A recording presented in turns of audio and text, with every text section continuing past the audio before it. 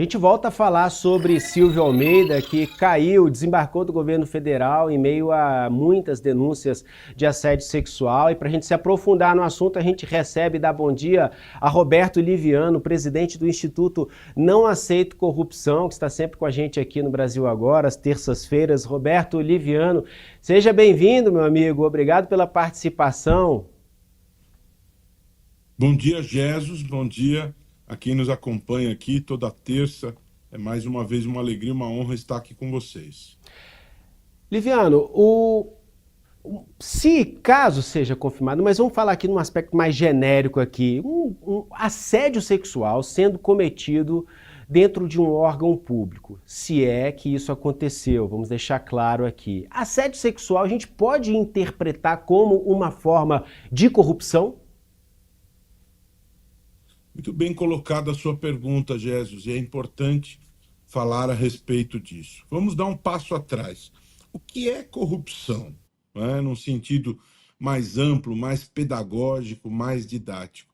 Nós podemos definir o ato de corrupção como ato de abuso de poder, todas as formas de uso abusivo do poder. Aquele que detém poder no campo público, no campo privado, e faz uso abusivo deste poder, pratica corrupção. Ou seja, as pessoas têm uma imagem, a princípio, Jesus, que pratica corrupção aquele que necessariamente desvia dinheiro, tirando proveito de uma determinada situação. Essa é uma hipótese de corrupção, sem sombra de dúvida, mas não apenas esta.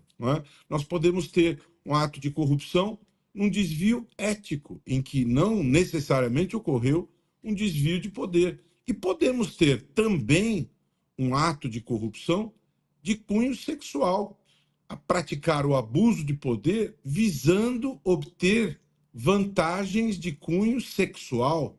Podemos ter o ato de corrupção, o abuso de poder no âmbito religioso. Alguém que detém poder no âmbito religioso e abusa deste poder religioso visando obter vantagens nesta esfera. Portanto, abusar do poder para obter vantagens em âmbito sexual também é corrupção.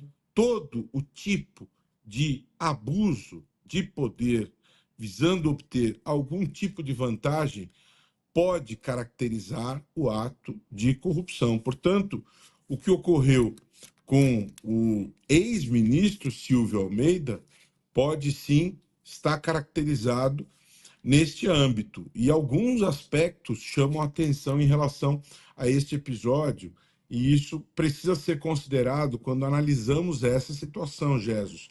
Em primeiro lugar, são muitas vítimas, né? São muitas. Nós não estamos falando de uma única situação, né?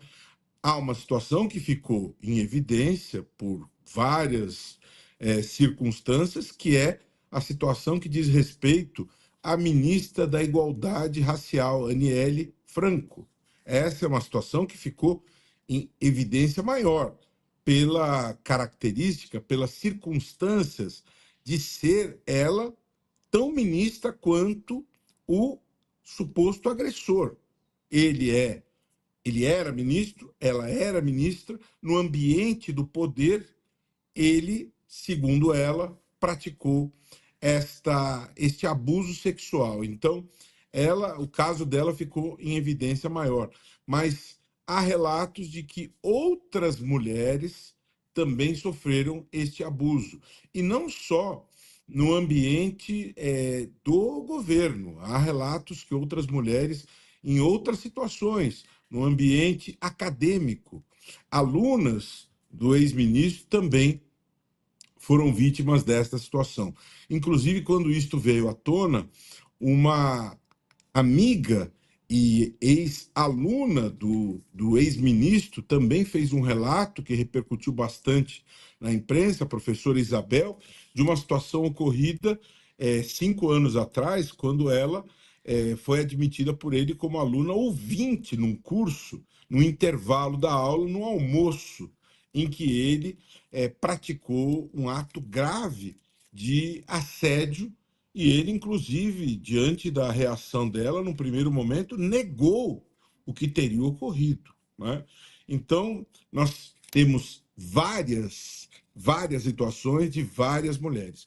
É claro que nós precisamos ter cuidado, ter calma, ter prudência, porque o ex-ministro, ele não foi condenado, ele está sendo apontado como alguém que teria cometido estes fatos, isso tem que ser apurado, tem que se assegurar a ampla defesa, tem que haver aí o devido cuidado em relação ao exercício dessa ampla defesa para que nós não nos precipitemos em relação a isso.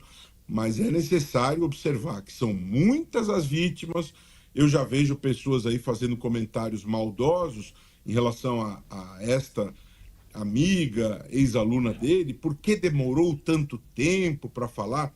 Coloque-se no lugar da pessoa que sofre esse tipo de situação. Passe a vergonha que ela passou, sofra o que ela sofreu, para depois fazer esse comentário maldoso em relação à atitude desta pessoa. Então, é uma situação bastante delicada, bastante grave.